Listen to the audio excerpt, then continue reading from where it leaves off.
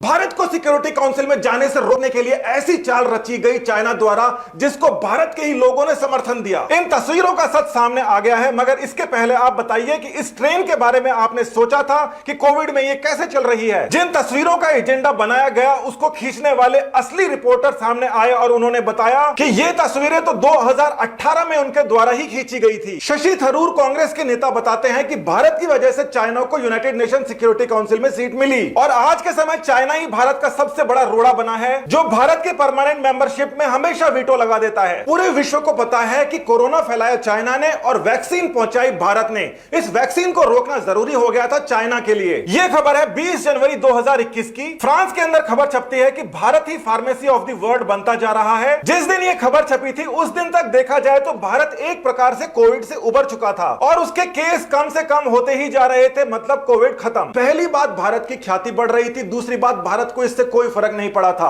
इसका फर्क क्या पड़ता है चाइना पे। 12 मार्च तक भारत ने 70 कंट्रियों के अंदर अपने कोविड वैक्सीन भेज दी थी। ये 70 कंट्रियां जो हैं उनके पास में वोटिंग राइट्स होती हैं और उसकी वजह से भारत पहुंच सकता है यूनाइटेड नेशन सिक्योरिटी काउंसिल के अंदर। इस ऑपरेशन को वैक्सीन मैत्री का नाम दिया गया, वसुधैव कुटुंबकम को चरितार्थ किया गया। तो 20 जनवरी से लेकर मार्च आने तक ऐसा लगा कि भारत इस ऑपरेशन में कामयाब हो चुका है। भारत में सब ठीक चल रहा था, कोविड खत्म हो गया था, वैक्सीन भेजी जा रही थी, इलेक्शंस का अनाउंसमेंट हो जाता है। जैसे ही इलेक्शंस का अनाउंसमेंट होता है, वायरस की एक नई स्ट्रेन बंगाल में पता नहीं कैसे पहुंच जाती है। कहां से आई है ये स्ट्रेन इसका बिल्कुल पता नहीं, मगर पूरे के पूरे भारत के अंदर ये फैल जाती है। माहौल पूरा बदलने वाला था, भारत के खिलाफ बनने वाला था, भारत के अंदर भी और भारत के बाहर भी। ये पुरानी फोटोज अचानक से फैला दी जाती है, हर जगह यही दिखाई देने लगती हैं। बहुत सारी पुरानी और नई फोटोज को मिक्स करके कई सारी खबरें बनाई जाती हैं और अपने आप ही मान लिया जाता है कि जितनी भी नई डेड बॉडीज हैं ये सारी की सारी कोविड से ही हुई हैं। मतलब सरकार ने इसकी पुष्टि नहीं की, मगर विदेशी मीडिया ने अपने आप छाप लिया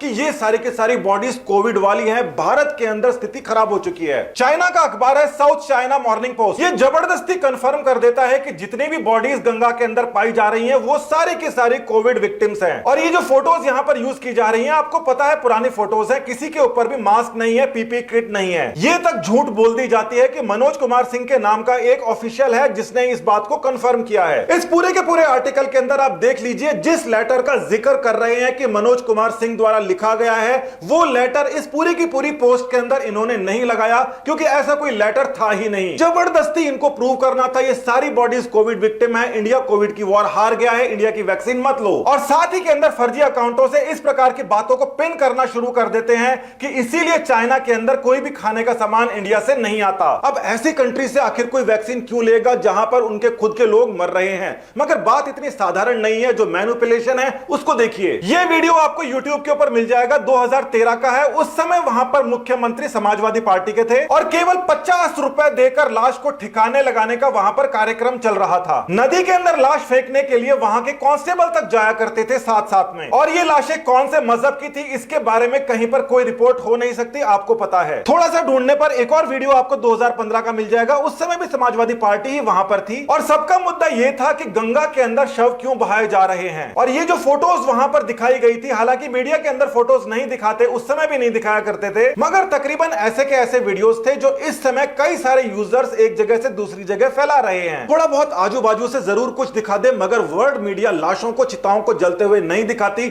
मगर इस बार इंडिया की जो चिताएं थी, लाशें थी, हर जगह फैल रही थी। कतर का ऑफिशियल गवर्नमेंट का जो न्यूज चैनल है अल जजीरा, जिसकी बिल्डिंग हाल ही के अंदर इजराइल ने उड़ाई है, उसके अंदर भी गैर जिम्मेदाराना तरीके से रिपोर्टिंग की गई कि ये कोविड विक्टिम्स हैं। हेडलाइन के अंदर सस्पेक्टेड लिखते हैं, मगर बाद के अंदर ये उसको कंफर्म कर देते हैं। अब इनका सबसे बड़ा झूठ तो ये था कि लकड़ियां खत्म हो गई, पैसे लोगों के पास है नहीं, इसीलिए बहा रहे हैं। मगर किसी ने ये नहीं सोचा कि केवल गंगा किनारे ही मौतें हुई है, बाकी लाशों का क्या हुआ। क्रीमेशन के लिए लकड़ियों का इस्तेमाल ही नहीं किया जाता, उपले भी इस्तेमाल में लिए जाते हैं भारतीय सभ्यता में। और ये जो उपले हैं ये हर घर के अंदर मिल जाते हैं। कम से कम 30% जनसंख्या आज भी इन उपलों का इस्तेमाल करती है खाना पकाने के लिए। बॉडीज को बहाने वाले सारे के सारे लॉजिक फेल थे, बस एक लॉजिक पास था कि इंडिया को किसी भी तरीके से वैक्सीन डिप्लोमेसी से हटाना है, यूनाइटेड नेशन सिक्योरिटी काउंसिल ना पहुंच जाए। वैसे ये बात ठीक है कि अमेरिकी गवर्नमेंट का जो पोर्टल है उसने ये बताया है कि हाँ बॉडीज जरूर फाइंड आउट हुई है, मगर इनके रीजंस अदर देन कोविड-19 है इनके मरने के। तो अमेरिका जो है वो कम से कम सच बोल रहा था, मगर उसके सच के ऊपर लोगों को यकीन ही क्यों करना था। मगर अब आप एक केस देखिए अरब न्यूज का, जिसको फंड करता है सऊदी अरेबिया। ढंग से इस बात को समझिए, ये प्राइवेट इंडिपेंडेंट न्यूज पैनल्स नहीं है, ये सरकार के पैसों से चलने वाले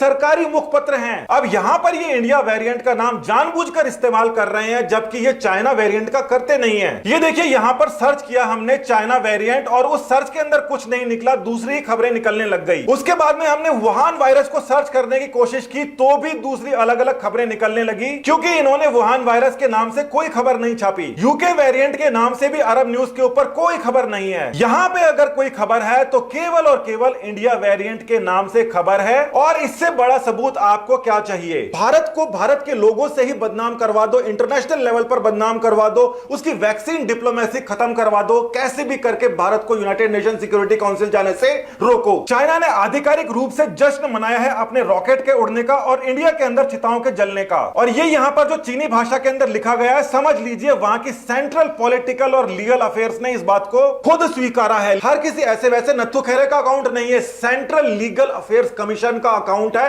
आधिकारिक अकाउंट है। ये खबरें चल रही हैं कि इंडिया की वैक्सीन डिप्लोमेसी और फॉरेन पॉलिसी फेल हो चुकी है। 23 मार्च को बोला जा रहा था कि इंडिया के अंदर बहुत सारा मेडिकल टूरिज्म आएगा, इंडिया को बहुत फायदा होगा। वहीं पर भारत की विपक्षी पार्टियां भी ये स्वीकार रही हैं, वो ये कह रही हैं कि अगर इसी प्रकार से डेड बॉडीज को हर जगह बहाया जाएगा, दिखाया जाएगा, तो हमारी वैक्सीन को कौन स्वीकारेगा? वोट की चाहत के अंदर चाइना की चाल में हमारी विपक्षी पार्टियां आ गई, अब जाकर उनको एहसास हो रहा है। मगर अभी तक ये क्या क्या कर चुकी हैं? हमारे ही लीडर्स पूछ रहे हैं कि बच्चों की वैक्सीन इंडिया से बाहर क्यों भेजी जा रही है, जबकि असली बात यह है कि वैक्सीन को बच्चों को लगाने की फिलहाल परमिशन ही नहीं है। पहले कई सारे क्लिनिकल ट्रायल्स होते हैं, क्लिनिकल ट्रायल्स के बाद के अंदर वो मैच्योर को लगाई जाती है और मैच्योर लोगों को लगाने के बाद के अंदर फोर्थ फेज जो मार्केट सर्विलेंस कहते हैं, इस मार्केट सर्विलेंस का डेटा इकट्ठा होने के बाद बच्चों को लगाने की परमिशन दी जाती है, जो अभी तक हुआ नहीं है। जबकि राहुल गांधी जी को यह बताना चाहिए कि राजस्थान के अंदर जो कांग्रेस गवर्नमेंट है, वहां पर इतनी भयंकर लापरवाही क्यों चल रही है कि इस समय तक 11.5 लाख डोज जो हैं वो प्रदेश के अंदर खराब हो चुकी है। राजस्थान में ये वैक्सीन बहुत ही डेलिकेट वैक्सीन है, 10% तक खराब हो सकती हैं, मगर 40% तक